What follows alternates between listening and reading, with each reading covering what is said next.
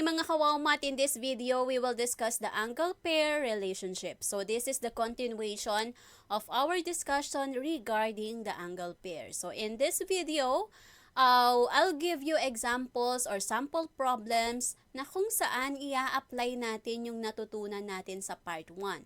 So it is very important na alam po natin ang difference o yung relationship po nung anim na angle pairs na diniscuss po natin sa part 1. So panoorin po muna natin yung part 1 bago po tayo magpunta dito sa part 2 para hindi po tayo mahirapan.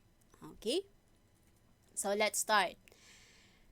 So find the complement and supplement of an angle whose measure is A, 65 degrees, B, 45 degrees and 14 minutes, letter C, 34 degrees, 25 minutes and 36 seconds. Okay. So kukumpletuhin natin itong table by supplying the complement and supplement of these angles. Okay. So kapag ganito ang given natin, I have here a 65 degrees.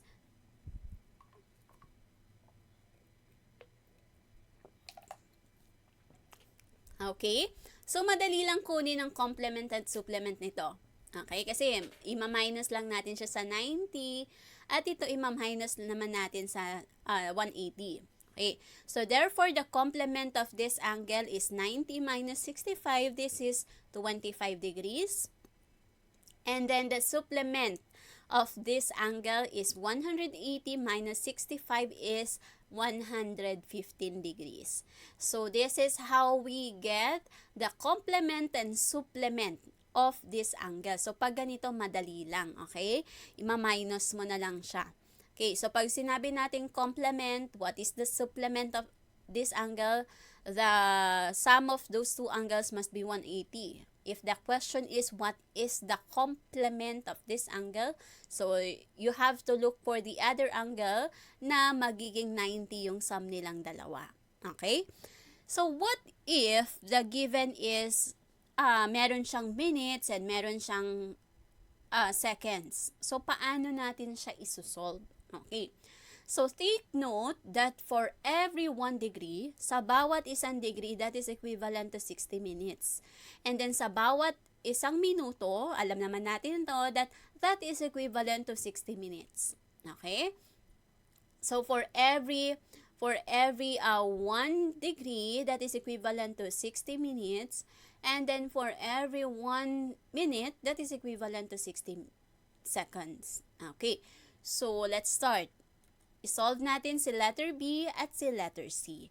So, kapag binigyan po tayo ng ganitong angle, yung meron ng minutes and seconds, ang gagawin po natin para makuha natin ng complement is isusubtract po natin siya dun sa complement, which is 90. Okay? So, 90 minus 45 degrees and 14 minutes. So, ima-minus natin siya. Paano natin to ima-minus? Walang given dito sa taas. So, ang gagawin po natin para magkaroon dito ng laman is magbaborrow tayo dito ng 1 degree. Okay? And 1 degree is equivalent to 60 minutes. So, magborrow tayo ng 1 degree. So, ito na yung hiniram natin. So, since nanghiram tayo dito ng 1 degree, ito po ay magiging 89 degrees na lang. Okay, so we can now subtract. So, 60 minus 14 is equal to 46,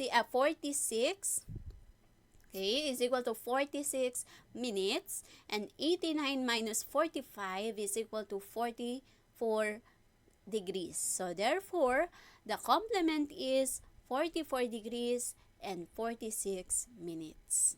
Okay. Next, para makuha naman natin yung supplement, kung ito ay 90, dito 180. And then same procedure. So magborrow tayo dito ng 1 degree para magkaroon tayo dito ng 60 minutes. So this will become 179 na lang po. So 60 minus 14, this is 46 minutes. Okay. And then 179 minus 45, this is equal to 134 degrees. Okay. So we have 134 degrees and 46 minutes. Okay.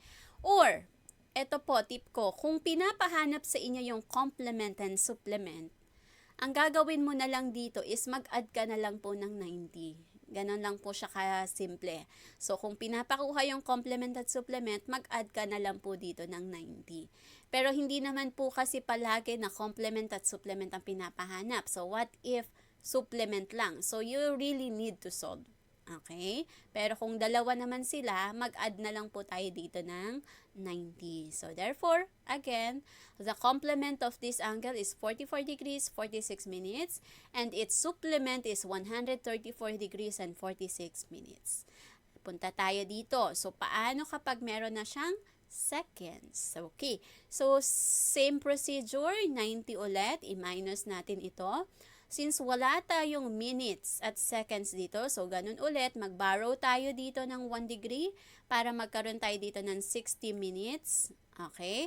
Pero bakit 59 lang siya? Okay. So, ibig sabihin, asan yung 1 minute? Yung 1 minute ilalagay natin dito. Okay? Para magkaroon tayo dito ng 60 seconds. Okay, so again ha, nag-borrow tayo dito ng 1 degree and that is equivalent to 60 minutes. Ngayon, itong 60 minutes mo, nag-borrow siya, kaya naging 59 minutes na lang para magkaroon tayo dito ng 60 seconds. So therefore, ito magiging 89 na lang po. Okay, so subtract natin 60 minus 36, that is 24 seconds, and then 59 minus 25, that is 34 minutes, and then 89 minus 34, this is 55 degrees. So therefore, this is 55 degrees, 34 minutes, and 24 seconds. And then, sabi ko nga, kung dalawa naman ang pinapahanap, pwede mo na lang mag-add ka dito ng 90. Okay? Mas mabilis. Pero kung hindi naman pinapahanap ang complement, kung supplement lang, you really need to solve. So, ito po siya. So, ganun ulit, borrow tayo. So, magkakaroon ka dito ng 59 minutes. Hiniram yung 1 minute, kaya meron tayo dito ng 60 seconds. So, magiging 179 na lamang po ito. So, we have 60 minus 36. This is 24 seconds. 59 minus 25, 34 minutes, and 179 minus 34, this is 145 degrees. So this is 145 degrees, 34 minutes, and 24 seconds. Okay, let's have the next one. So, solve for the value of x. So, madali kung ang hinihingi sa atin na measure ng angle is yung walang unknown. Halimbawa, kung ito, if this is 30 degrees, ibig sabihin ito ay 90. If this is 75 degrees, ibig sabihin ito ay 15 degrees. Madali kung ganon. Pero what if ganito? Meron siyang unknown. Meron na tayo ditong variable. Paano mo siya kukunin? Okay? So, i-apply natin yung natutunan natin sa part 1 na ang sum ng complementary angles should be 90 degrees. So, yun po ang gagamitin natin. Paano nyo malalaman na 90 siya? Meron siyang ganitong symbol. Okay? Meron po siyang ganito. Ibig sabihin, 90. Okay. So, since meron tayong unknown, apply natin yung concept ng complementary angles na binanggit natin sa part 1. Okay? Ng video na to. So, ang sabi doon, complementary angles, the sum of the measures of complementary angles is 90 degrees. So, ibig sabihin, ito at ito, pag pinagsama mo, dapat 90 siya. So, x plus 15 is equal to 90. So, ito po siya. So, dito tayo magsusolve ngayon. So, combine similar terms, x plus x, that is 2x. Okay, plus 15 is equal to 90. So, i-minus natin, transpose natin si 15. We will have 90 minus 15. So, that is 2x is equal to 75 na lang po. Kasi 90 minus 15 is 75. Now, divide both sides by 2. So, divide both sides by 2. So, 75 divided by 2, that is 37.5. So, ibig sabihin, etong value ng x natin is 37.5. This angle measures 37.5 degrees. Kasi yung nakuha nating x ay 37.5. Now, paano naman natin makukuha yung measure nitong isang angle? So, isa-substitute natin itong 37.5 dito sa x since yun ang nakuha nating value of x. So, ito po ay 37.5 plus 15. So, that is 52.5. So, therefore, the measure of this angle is equal to 52.5 degrees. So, pag inad natin itong dalawa, ang sum niya is 90. And that is correct. So, therefore, our solution is correct kasi the sum is 90. Okay? Let's have the next one. So, this is again an example of complementary angles. So, we all know that complementary angles, the sum must be 90. Okay? So, dapat pag pinagsama natin yung measure ng dalawang angles na to, dapat 90 ang kalalabasan. Okay? So, i-add natin ngayon si 2x plus 5 and then si 3x is equal to 90. So, i-add natin siya. So, by combining similar terms, so 2x plus 3x, that is 5x. Okay? So, 5x plus 5 is equal to 90. So, kinapi lang natin ito, kinapi natin. Now, so, transpose natin. So, we will have 5x is equal to 90 minus 5, so that is 85. Okay. And then, by dividing both sides by 5, saan ba natin siya dinidivide? Kung ano yung coefficient mo dito. Okay? So, divide both sides by 5, so makakancel yung 5 mo. So, 85 divide 5 is 17. So, x is equal to 17. Okay, now, so if x is equal to 17, yun ang isa-substitute natin dito. So, 2 times 17, yung x, plus 5. So, 2 times 17 is 34. 34 plus 5 is 39. So, therefore, this angle measures 39 degrees. Okay, dito naman tayo sa kabilang angle. So, 3 times 17. Kasi yung x natin is 17. So, 3 times 17 is 51. So, this is 51 degrees. Pag inad natin ito, 39 plus 51, that is 90. Okay? Next. So, I have here a linear pair. Okay, so as you can see, our third example is a linear pair. Bakit? Kasi yung dalawang angles mo, naglalay siya dun sa linear pair natin. Okay. At the same time, adjacent sila and supplementary. So, since linear pair ito, ibig sabihin, supplementary angle siya. Kasi pag sinabi nating linear pair, ibig sabihin, adjacent and supplementary. So, kung supplementary sila, therefore, the sum of these angles must be 180 degrees. So, ito, since linear pair po tayo, dapat pag inad natin si 4x minus 15 at si 2x minus 15, dapat ang sum niya ay 180. So, hindi na po 90 ha, kasi linear pair na po ito. So, 180 na tayo. So, we are already applying the concept of angle pairs na diniscuss natin sa part 1. Okay? So, yung iba, hindi ito maiintindihan kasi walang basic concept ng angle pair. So, you have to watch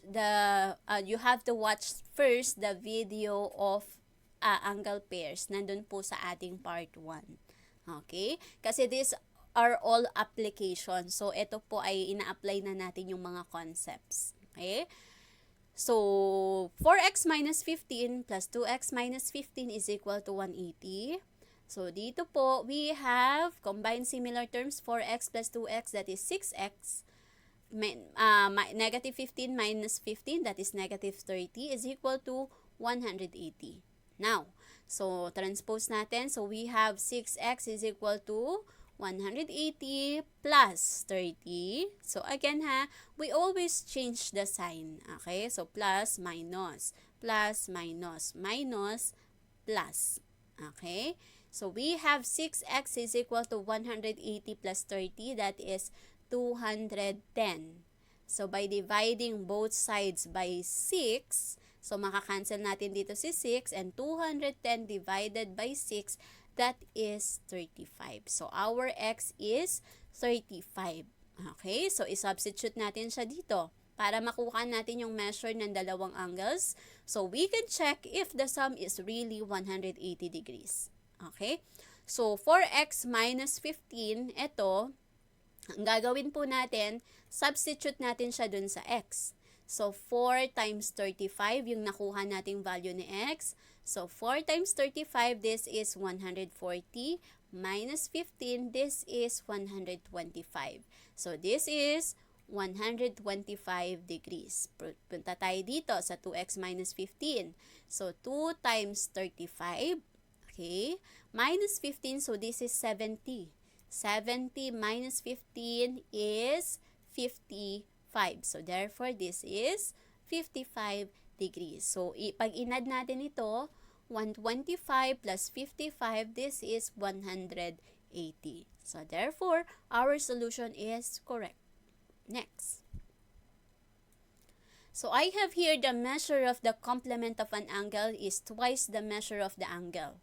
So, what is the measure of the angle? What is the measure of its complement? So, unang basa, nakakalito. Okay? Parang paulit-ulit. Okay? Pero if you will try to understand, okay, ang una mo munang gagawin para hindi ka malito is you have to represent. You must always have your representation, okay? So, kailangan ma-represent mo muna yung measure ng angle at yung measure ng complement. So, let x, so yung x natin, be the unknown, yun yung measure of the angle. So, the measure of its complement is, di ba, pag sinabing complement, 90.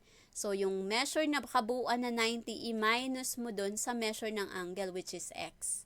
Okay, so this is the measure of the angle x, and then the measure of its complement is 90 minus x. Kasi 90, tapos kung ano man yung measure nito, yung x, yun po ang measure ng complement niya.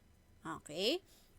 So, now, after the representation, balikan mo yung problem. Intindihin mo ulit. Okay? So, ang sabi, the measure of the complement of an angle. Ano ba yung complement? Ito yun. So, 90 minus x. Okay? So, 90 minus x, sabi dito, is. So, is means equal. So, the measure of the complement of an angle, so ito yung complement of an angle is, ibig sabihin equal, is twice the measure of the angle. So, ito yung measure of the angle, x. E sabi twice, so 2x. Okay. So, saan natin kinukuha yung equation? Dun lang din po sa given. Kaya, it is very important that you have represented your problem first before you solve. Okay. So, 90 minus x is equal to 2x. So, let us solve. So, 90 is equal to 2x. Transpose natin ito, magiging plus x. So, we have 90 is equal to 3x. Divide both sides by 3. So, 90 divide 3, that is 30. Okay? And then, ayusin na lang po natin. So, x is equal to 30 degrees. So, if your x is equal to 30 degrees, so kung 30 ito, if your x is equal to 30, therefore, the measure of the angle is 30 degrees. And then, since your x is 30, so 90 minus 30 is 60 degrees. Okay, i-check nyo. Balikan nyo yung problem. Ang measure daw ng complement, so yung complement is 60, is twice the measure of the angle. So, twice nga ba ito ng measure ng angle? Yes, kasi 30 times 2 is 60. At pag inad mo naman sila, 30 plus 60, 90. So, tama po tayo. Next. The measure of an angle is 30 degrees more than twice the measure of its supplement. So, find the measure of the angle and its supplement. So, again, represent muna natin. So, this is the measure of the angle. And then, since we have to find for the measure of the angle and its supplement, so, ang supplement niya, 180 tayo ngayon. Kasi supplementary angles ito. So, 180 minus x po ang kanyang supplement. Now, balikan natin. Paano gawin natin yung equation? So, the measure of an angle. So, ito yung measure of an angle. So, that is x. Okay. So, the measure of an angle is 30 more than, okay, so 30 more than twice the measure of its supplement. Ano ba yung supplement? 180 minus x. So, twice daw nito. So, magkakaroon tayo ng 2 times the quantity of 180 minus x. Okay, ulitin ko. The measure of the angle is 30 more than twice its supplement. Ito yung supplement. Okay, and then let us solve. So, una muna natin isa-solve dito is eto po. So, distribute muna natin ito. So, x is equal to 360 and then 2 times my negative x, so negative 2x plus 30. And then, combine similar terms, we will have x plus 2x. So, lipat natin siya doon. Magiging plus is equal to 360 plus 30, that is 3x, and then this is 390. So, inad lang natin ito. 3x is equal to 390. So, divide both sides by 3.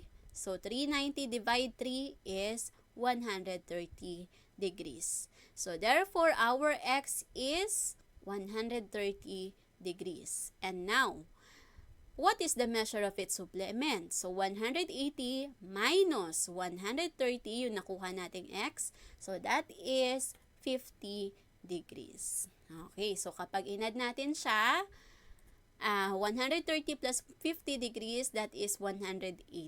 Now, kung babalikan natin yung problem, i-check mo rin na ang sabi daw, the measure of the angle is 30 more than twice the measure of its supplement. So, kung ita-times daw natin ito sa 2, 100. And then, lamang daw siya ng 30. So, 100 plus 30, 130. Okay? Next. So, let's proceed on examples on adjacent angles and linear pair. Okay. So, let us answer the following questions. Okay, so given the figure on your right, so ito po yung figure natin. So meron tayong angle 1, ito po yung angle 1.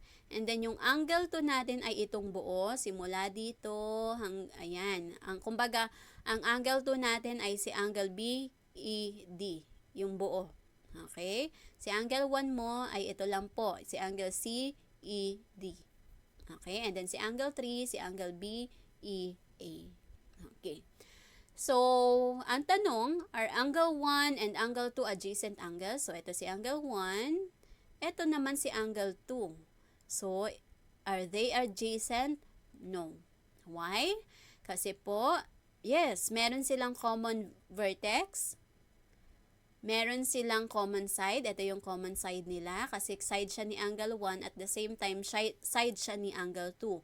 Kaya lang, dapat wala tayong interior points pag adjacent angle. So, si angle 1, ito yung interior niya. At the same time, si angle 2, interior niya din. So, hindi tayo pwedeng magkaroon ng common interior points kapag adjacent angles. Kaya, this is a no. Okay? Next, are angle 2 and angle 3 adjacent angles? So, ito si angle 2 ha, itong buo. And then, ito si angle 3. Are they adjacent? Yes. May common vertex, may common side. Ito yung common side nila. And they have no common interior points. Kanya-kanya po sila ng interior. So, this is a yes. Next, are angle 1 and 3 adjacent angles? So, ito si angle 1, ito si angle 3. So, obviously, may common endpoint, pero wala silang common side. Kasi ito yung side ni angle 3. Ito naman yung side ni angle 1. So, wala silang common side. So, this is no. Next, do angle 2, ito si angle 2, and angle 3 form a linear pair. So, ito si angle 2, ito si angle 3.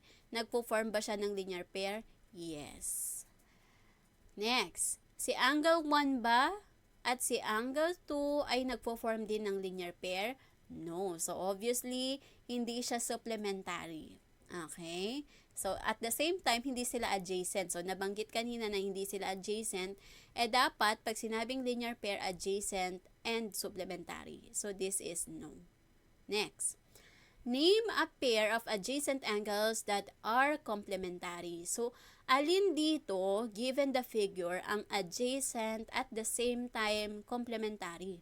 So, ibig sabihin, may common side, may common vertex, walang common interior, and the sum is 90 degrees.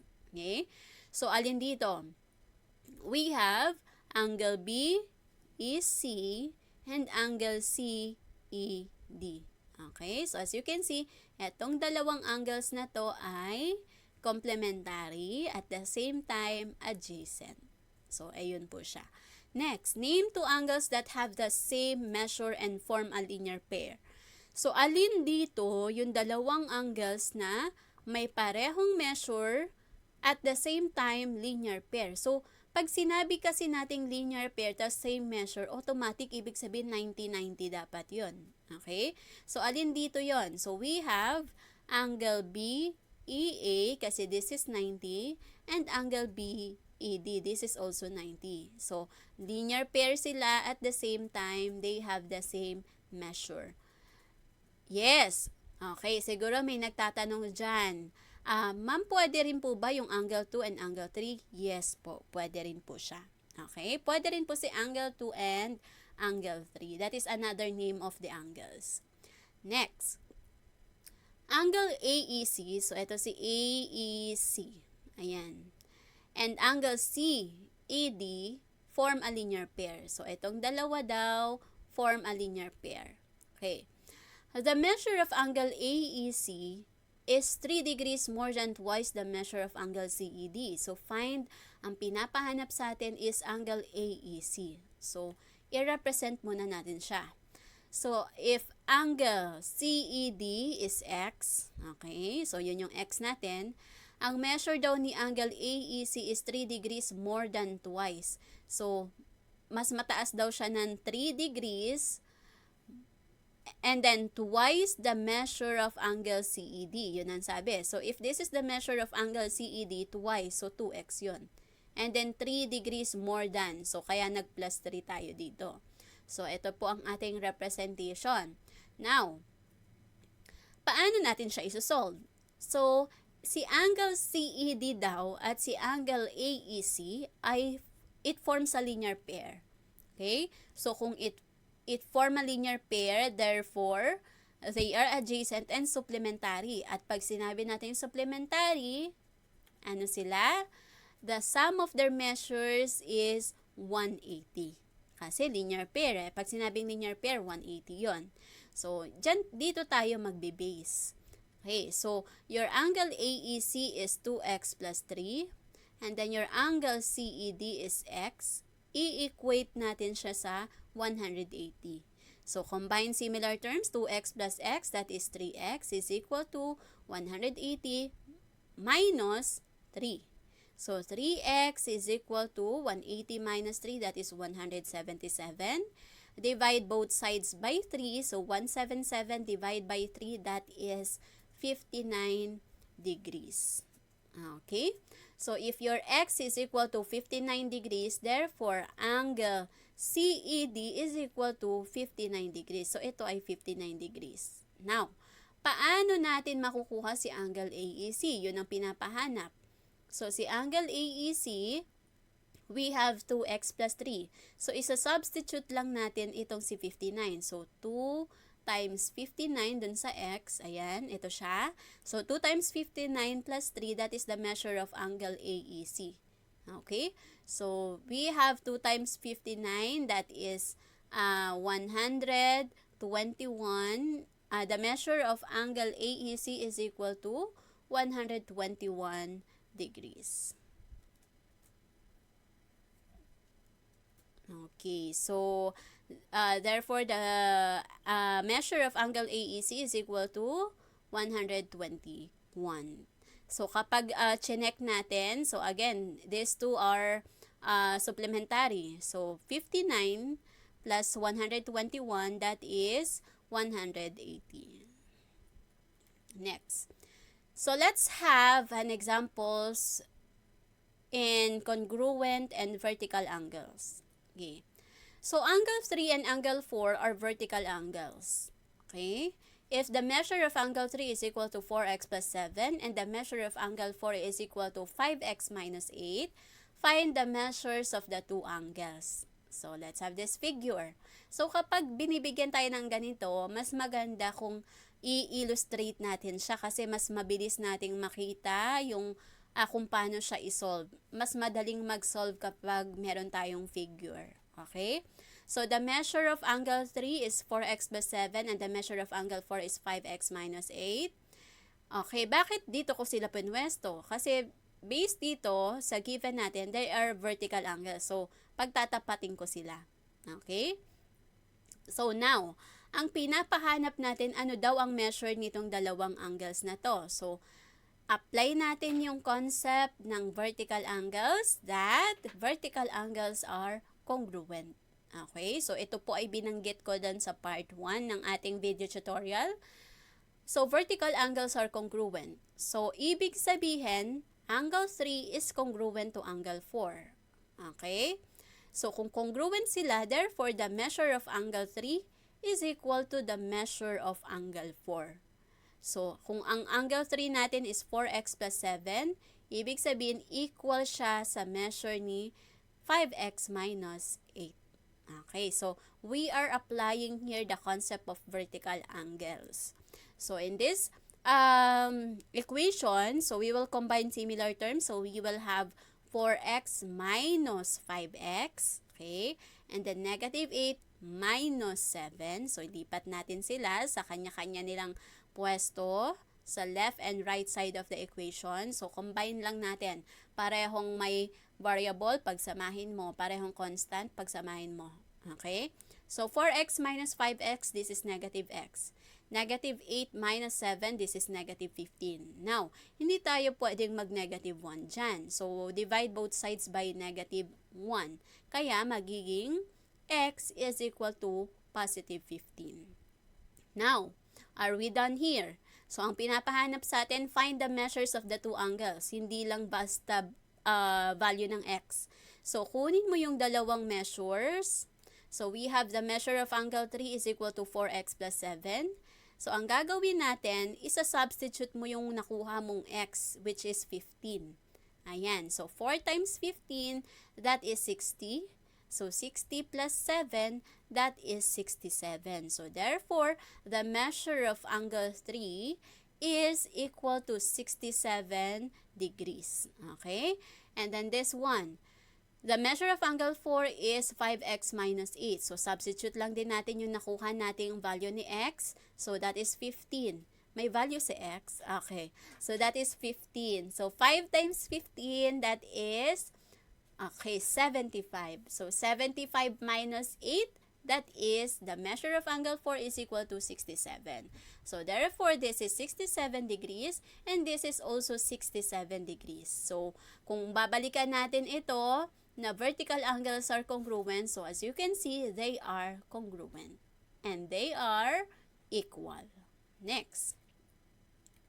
So, angle 5 and angle 6 are vertical angles. If the measure of angle 5 is equal to 6x and the measure of angle 6 is equal to 4x plus 6, so find the measures of the two angles. So, let us draw the figure. Okay, so this is your angle 5, which is 6x, and this is your 4x plus 6. So, again, opposite sila.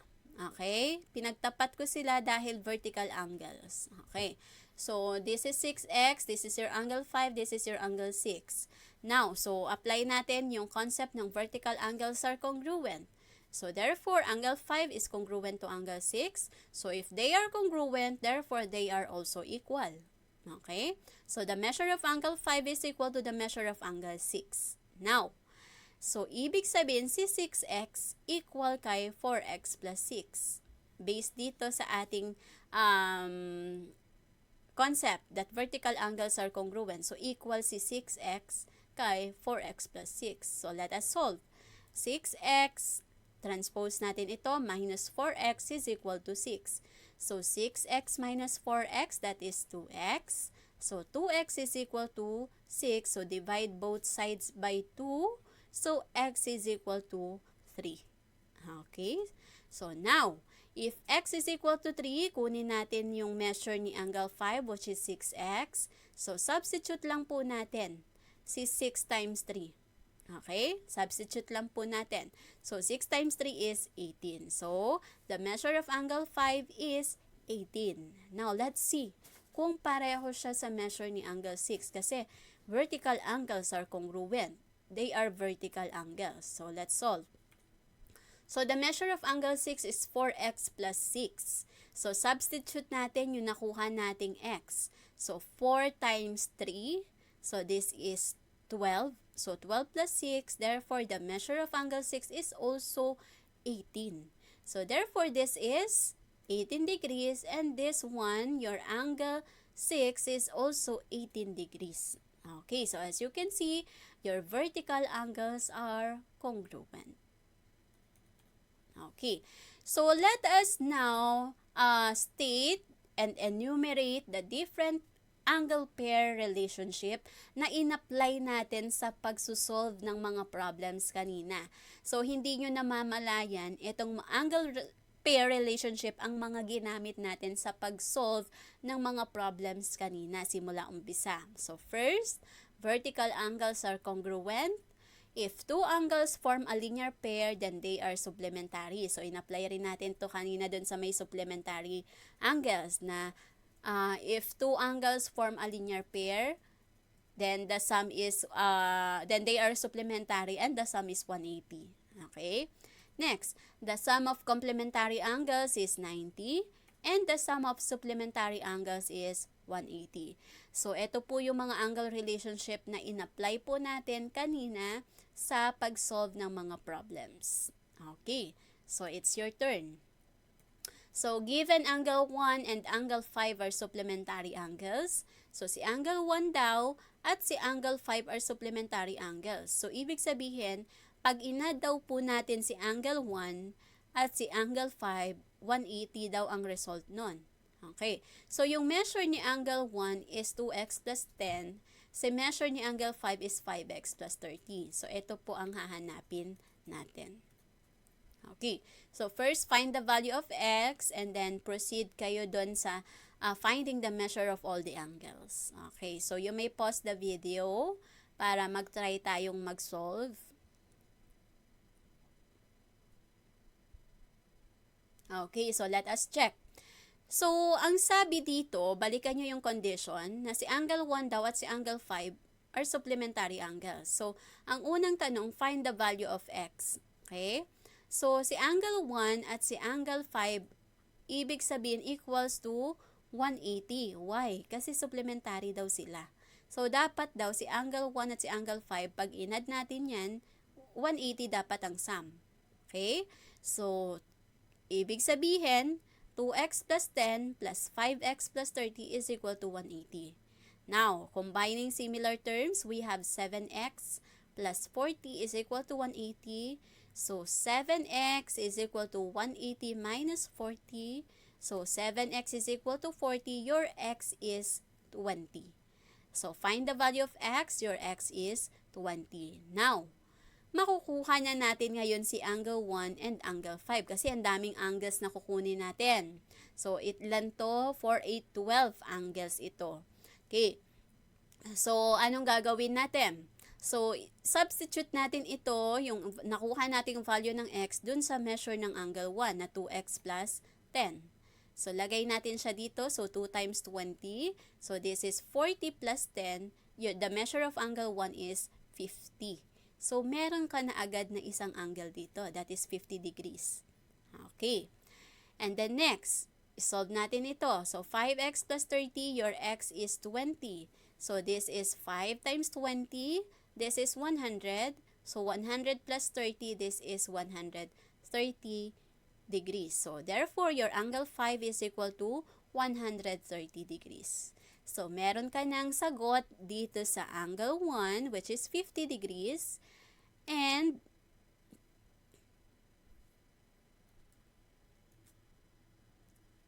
the measure of angle 5 is 130. Okay, so meron ka na kagad sagot dun sa dalawang angles mo. Ngayon, huwag ka mag-focus dito sa question. Tingin ka lang lagi sa figure. So, paano natin makukuha yung ibang angles dito? Apply mo yung angle relationship. Si angle 1 at angle 4 are vertical angles, so therefore congruent yan. So therefore, this is also 50. Now, si angle 1 at angle 2 forms a linear pair. So ibig sabihin, kung 50 ito, this is 130. And then ipasok mo yung concept ulit ng vertical angles. Therefore, this is 130. Punta tayo dito. So si angle 5 and angle 8 are vertical angles, so this is also 130. Etong dalawa ay supplementary kasi linear pair sila. So, this is 50 kasi 180 yan. Ito ay vertical. So, this is also 50. So, anong napansin nyo? Ina-apply lang natin lahat ng concept na natutunan natin, yung mga angle relationship. So, dapat alam po natin yon. Next. Paano natin kukunin ito? Walang isang angle na given. So, dito ka titingin. Kapag meron kang triangle, so this is a triangle, pag meron po tayong triangle, tatandaan na ang sum ng interior angles niya, pag sinabing interior angles, yung nasa loob, is always 180. So, tatandaan po yan, na ang sum ng interior angles po natin is always 180. Okay, so kung meron ka ditong 50, may 50 ka na, ibig sabihin ilan na lang ang kulang? 80 degrees na lang para makabuo ng 180. Again, this is only for triangle. So, kapag may triangle ka, the sum of the three interior angles is always 180. Okay? So, meron na tayong measure dito. So, if this is 80 degrees, vertical angle yan. So, this is also 80 degrees. Ito ay supplementary, linear pair. Ito, si angle 9 and 10, so 100 yan. Kasi 80 plus 100, 180. And then, vertical angles din to. So, this is also 100 degrees. So, nakuha mo na lahat. You can now supply the missing angles here. Okay, so I hope you got perfect. Congratulations. Thank you for watching this video. I hope you learned something. Don't forget to like, subscribe, and hit the notification bell para updated kayo for more video tutorials. This is your guide in learning your math lessons, your Wow Math channel.